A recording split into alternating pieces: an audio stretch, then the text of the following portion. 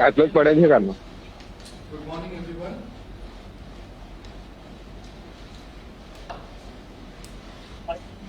Good morning, everyone.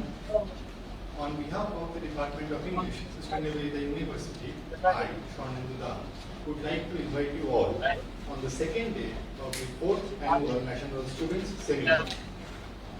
Yesterday, we had an extremely successful first day of the seminar. We had 12 technical sessions consisting of 80 paper presentations. Today, we will have 7 technical sessions consisting of 17 papers as a whole. All the sessions will be run parallel. We are looking forward to having a day full of knowledge and exciting ideas. Today, we have with us an eminent research scholar with us for the plenary lecture, who also happens to be the head of the Department of English Sustainability at the University. At the very onset, I would like to request Sudipto Saha, Head Department of English, Surendranath College, Kolkata, to felicitate Professor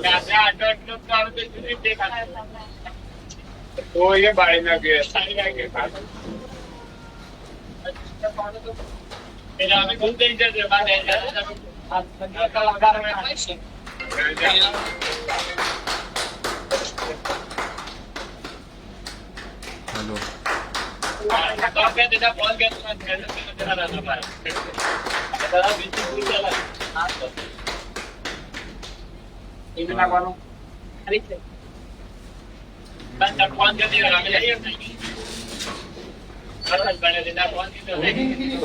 is the head of the Department of English in the University.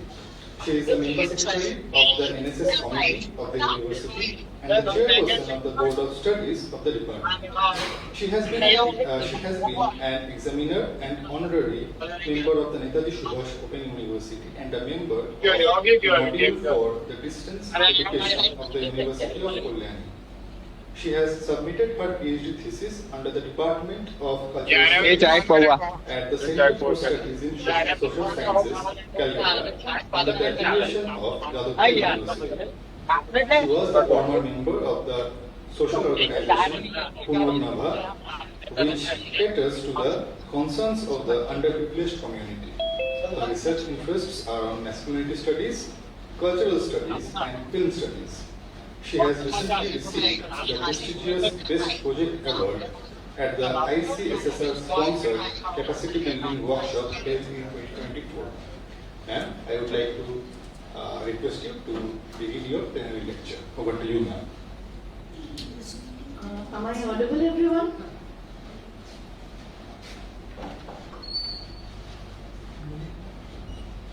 Yes, ma'am, you're audible. Am I audible, everyone? Yes, you are. Yes. Hello? Can anybody just unmute themselves and tell me if I'm audible? Yes, ma'am, you are audible. Yes, ma'am. I would request Srisha Das ma'am to kindly share her screen. She is very kind enough to operate the PPT that I have prepared. I am not a PPT person, so please spare me the horror of a good PPT. It's a very, just a visual engagement. It's visible. My talk is titled, Is There Something Not Popular About Culture? And what I have decided to talk about is the avant-garde novel of the mid-20th century, which was popularly called the anti-novel.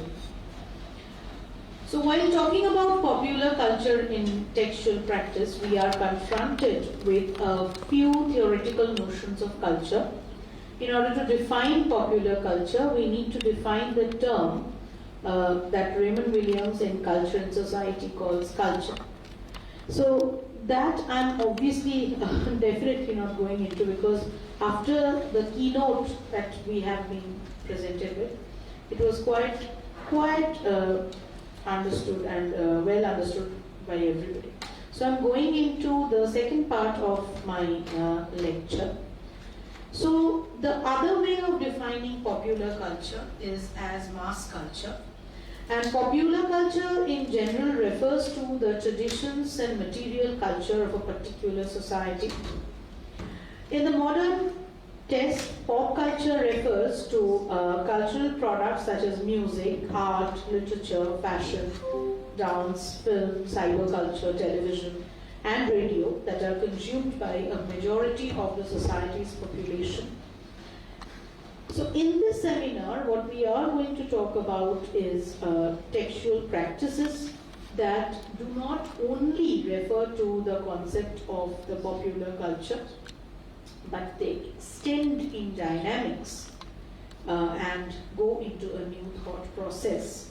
So moving on to what we are going to do today is we will be looking at anti-novel, which is a less popular aspect of the popular culture hemisphere. New novel, or the French Nouveau Roman, and before I begin, I must say that I am not a person who is good with French pronunciations, so kindly bear with me. So the French Nouveau Roman, also called or more broadly known as the anti-novel, the avant-garde novel of the mid-20th century, marked a radical departure from the conventions of the traditional novel in that it ignores such elements as plot, dialogue, linear narrative, and human interest. Starting from the premise that the potential of the traditional novel had been exhausted, the writers of new novels sought new avenues of fictional exploration. In their efforts to overcome the literary habits and to challenge the expectations of their readers, they deliberately frustrated conventional literary expectations, avoiding any expression of the author's personality, preferences, or values. They rejected the elements of entertainment, the dramatic progress, and the dialogue that served to delineate the character or develop the plot. The term anti-novel, or more precisely, anti-Roman novel, was first used by Jean-Paul Sartre in an introduction to Nathaniel Sarraut's Portrait d'un Coup, which is translated as Portrait of a Man, 1948. This term has often been applied to the fiction of such writers as Sartre and Claude Simon and, of course, Grillet and Duras, and is therefore usually associated with the French Nouveau Roman of the 1950s and 60s. In place of the reassuring conventions, these French authors offered the readers more demanding fiction, presenting compressed, repetitive, and not only partially explained events whose meaning is rarely clear or definitive, but for some examples, the narrator's suspicion of infidelity was also never confirmed or denied in texts like Jealousy, written in 1957. The story is never laid out chronologically, but rather the reader is subjected to the narrator's obsessive review of observed details and events. Though the word anti-novel is of relatively recent coinage, the non-linear approach to novel writing is at least as old as the works of Laurence Sterne. Works contemporary with the Novus Roman was written in other languages, such as the German novelist Johnson's, once again not good with German pronunciations, Mutzmann über Jacob, which is Speculations about Jacob, translated in 1959, and the British author Rainer Hepstein's Connecting Door, 1962, share many of the characteristics of the new novel, such as vaguely identified characters, usual and casual arrangements of events, and the ambiguity in the meaning of it. The term anti-novel in French was brought into modern literary discourse by the French philosopher and critic Jean-Paul Sartre. But the term had first been used by Charles Sorel in 1633 to describe the parodic nature of his prose fiction, Les Bourgeois. The anti-novel usually fragments, it distorts the experience of its characters, presenting events outside that of the chronological order and attempting to disrupt the idea of characters with unified and stable personalities. Although the term is almost commonly applied to the French Nouveau of 1940s, 50s, 60s, and so on, similar traits can be found much further back in literary history. Like, for example, we have in hand Sterne's Tristram Shandy, a seemingly autobiographical novel that barely makes it to, as far as the title is concerned, the birth, and thanks to the numerous digressions and rejections of the linear chronology of a novel writing. Varga had suggested that the novel, in fact, began as an anti-novel, since the first novels, just like Don Quixote, at the time when it was published, had been branded as such. Therefore, this form was constructing the form of a new novel that would very well be a part of what we can popularly call the popular culture. Realism was an integral part of these novels. Therefore, realism and its influences on fiction and theatre has perhaps been unsurprising that its origins can be traced to France, where the dominant official neoclassicism had put up a long struggle against Romanticism. Since the 18th century, the French readership have traditionally viewed themselves as rationalists, and this prevailing attitude in intellectual circles meant that Romanticism led an uneasy existence in France, even when allied with major revolutionary movements of the 1830s and probably back to the 1789. Novelist Balzac had hailed as the grandfather of literary realism the long history of novels and stories he titled as La Comédie Humaine, the human comedy, and which attempted systematically to render a portrait of all aspects of the France readership. And from his time, from the lowest thief to prostitute to highest aristocrat or political leader, everybody had been open to such readership. The title of this series was chosen to contrast with Dante's Divine Comedy, which had portrayed everything except the earthly human realm. The attention to detail was obsessive. The long passages of description of settings being a characteristic feature of this work. Today, readers resist such descriptive writing. But before films and televisions were invented, it had a magical effect on people, causing the world depicted to explode from the page in almost a tangible fashion. It is important, therefore, to remember in reading all of 19th century fiction that those people who had the time and inclination to read novels at all generally had a lot of time to go to further what would be called the popular way of killing time. And none of the cinematic and electronic distractions which have largely replaced recreational reading in our time would have welcomed such lengthy novels, and now we can canonize them and call them classics.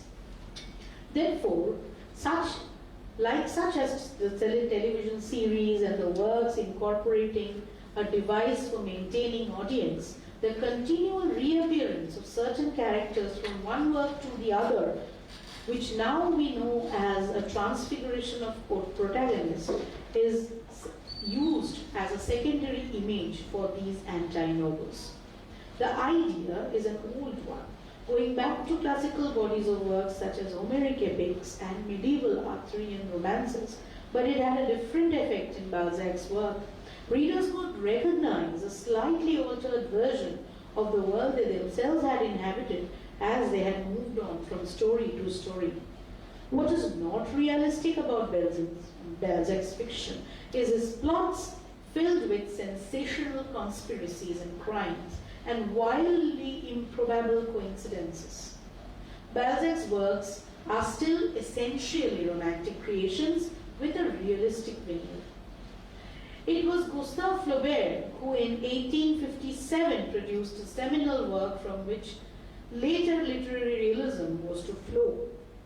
Of course we know the name, Madame Bovary. Flaubert had begun his writing career as the most young author in his time and as a romantic laboring on a tale of medieval mysticism which was eventually published as La Tentation de Saint Antoine, The Temptation of Saint Antoine. When he had read an early draft of this work to some of his friends, they urged him to attempt something more down to earth. He chose the story of an adulterous woman married to an unimaginative country physician, unable to respond to or even comprehend her romantic longings. Drawing on the real-life stories of two women, Delphine Delamere and Louis Pradier, those experiences he had are intimately familiar the audience with. Flaubert, of course, labored to turn journalism into art while avoiding the romantic cliches he associated with his heroine's fevered imagination.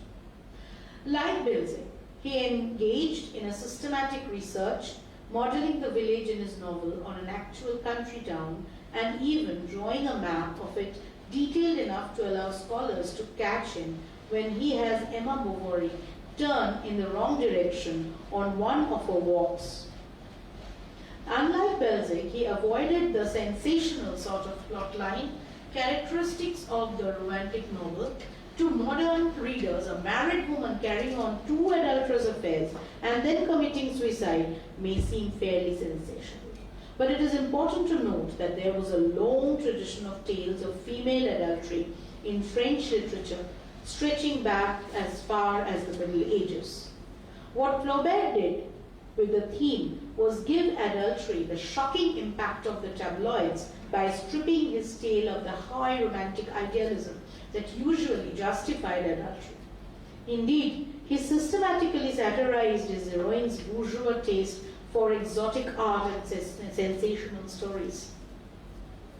Therefore, the novel is almost an anti-romantic tract, not only an anti-novel in itself. Despite the fact that this is generally agreed upon that one of the most finely crafted works to be created in the 19th century was this, it was probably never had the impact that it did if Madame Bovary had not been a subject of a sensational obscenity trial. So restrained were the standards of the polite fiction in the mid-19th century France that many modern readers go right past the big scenes which got Flaubert into trouble without noticing them. However, they were enough to outrage the defenders of the middle-class morality. The prosecution was particularly indignant that Emma did not seem to suffer for her sins. Flaubert's clever lawyer successfully argued that her grotesquely described death made the novel a moral tale. But the fact that she died, not because she is an adulteress, but because she is a shopaholic. Once again, a breaking of the trend of classifying women as the saint. It is not only the literary style of Madame Bovary that is anti-romantic, but it is the subject as well. The narrative clearly portrays Emma as deluded for trying to model her life after the romantic fiction she loves. The novel is a sort of anti-romantic manifesto, and its notoriety spreads its message far and wide. Realism therefore had profound effects on fiction from places as far-flung as Russia and America. The novel, which had been born out of romance as a more or less fantastic narrative, settled into a realistic mood which is still dominant today. It is easy to forget that this expectation is only a century and a half old, and that the great bulk of the world's fiction before departed in a wide variety of ways from this standard, which had been applied to film and television as well. Even comic strips now usually reflect daily life. Repeated revolts against standard by various postmodernists and magical realists, varieties of fiction have not dislodged the dominance of realism in fiction. Thereafter, marking the emergence of naturalism that does not mark a radical break with realism. However, the term invented by Émile Zola, partly because he was seeking for a striking platform from which to convince the reader, the reading public, that it was getting something new and modern in his fiction. Like Balzac and Flaubert, he created detailed settings meticulously researched, but tended to integrate them better into his narrative, avoiding the long set-piece descriptions so characteristic of earlier fiction. Again, like Balzac, the creation of a series of novels with linked characters and settings was a typical trait that stretched into 20 novels. The argument was that the special contribution to the art of fiction was the application to the creation of characters and plot of the scientific method. The new scientific novel would be created by placing characters with known inherited characteristics into a carefully defined environment and observing the resulting behavior. No novelist can actually work like this. Therefore, the importance of heredity and environment in determining the character was very evident. They are anti-romantic, but their rejection of self-defining hero transcends the background. History shapes the protagonists rather than being shaped by them. Zola further tends to create the principal characters as representative types rather than striking individuals. Humanity in the mass is one of the chief subjects, and the individuals are selected to illustrate aspects of the society. I'm not going into detail for, I have quite a section on Zola, but of course we are already running short of time. Well, the conventional relationship between text and performance and readership is that a text is a permanent artifact, handwritten or printed, while the performance is unique, never to be repeated realization of the context. However, when we discuss the anthropology of performance, we know that there is something called the symbolic aspect of work. And of course, that is not limited to literature, speech, painting, music, and film. It is the source material. The relationship between text and performance is mediated by many factors, including the previous experiences with the text. Therefore, globalization that refers to a condition in which communication and interactions with people in vastly different geographical locations has been used and further developed is something that has made a major contribution to the propagation of popular culture. Culture does not and indeed cannot exist simply as an abstract concept. Rather, it refers to the actual pattern flows, that is, ongoing performances of the real people's life. Thank you.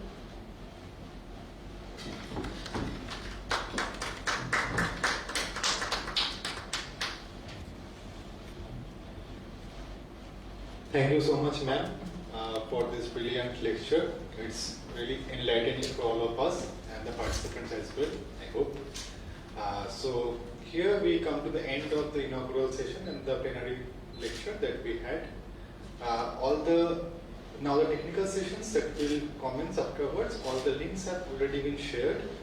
We will begin shortly. Probably we will take 15 to 20 minutes to 11:30. Yeah, so we will take like 15-20 minutes to set up the thing, and we will inform you all. So see you all in the technical sessions. Thank you.